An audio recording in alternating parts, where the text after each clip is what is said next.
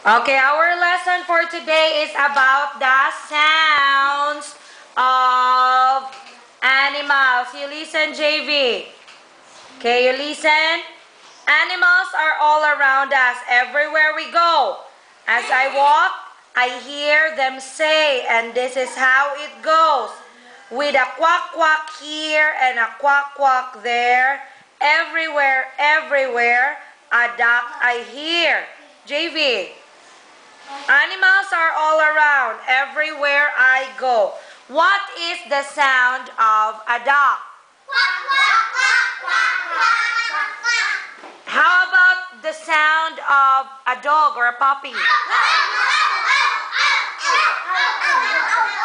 How about the cat? The angry cat?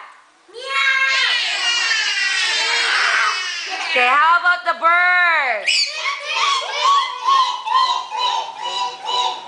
And the goat?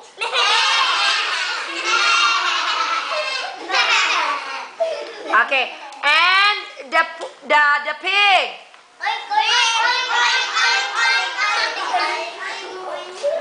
Oink, oink, oink. And the horse?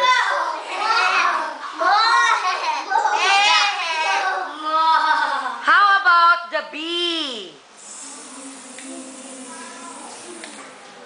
How about the lion?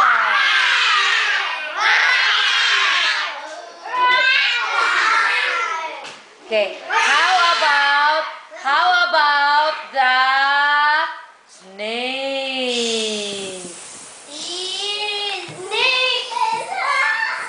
Okay, how about the cow?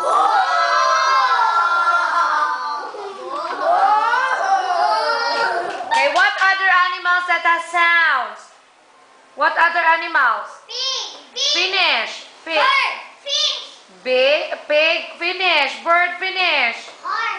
Horse, finish. What else other than that? Kangaroo. What is the sound of the kangaroo?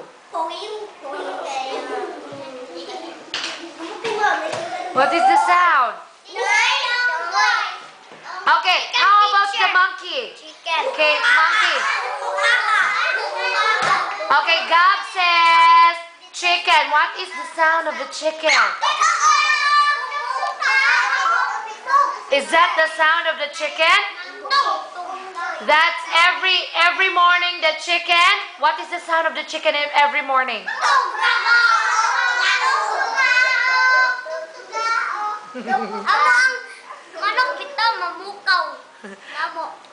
Then? Buntag lang kumumuta. Sampul kaon ko sa akong manok. Okay, what other animals has a sound? Bees, finish already. What else? Denver. Frog. Okay, what is the sound of the frog?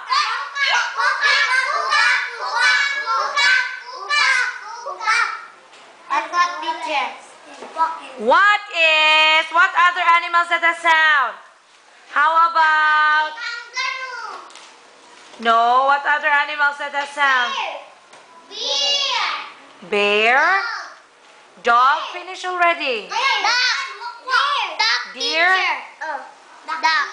Duck, finish already. Bear, what is the sound of a big bear?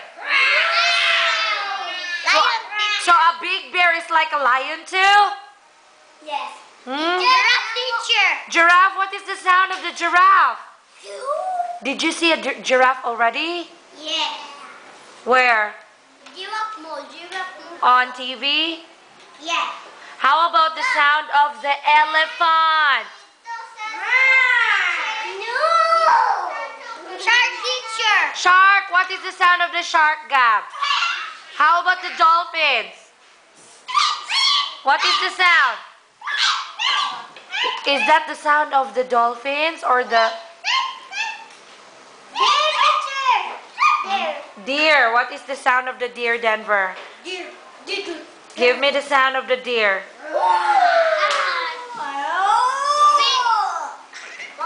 What other animals that have sound? Vampire? Vampire? What is the sound of a vampire? No, no, the sound of the wolf. Unsa man ang wolf?